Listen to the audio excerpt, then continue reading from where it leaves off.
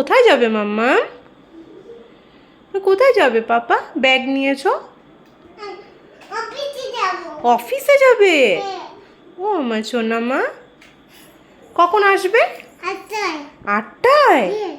ওলে বাবালে। Bye bye মাম্মা। Bye bye মাম্মা। এটা কি মাম্মা? হ্যাঁ, কি এটা? ব্রাশ? ব্রাশ? আমি ব্রাশ করব? ওকে, থ্যাংক ইউ। ওকে।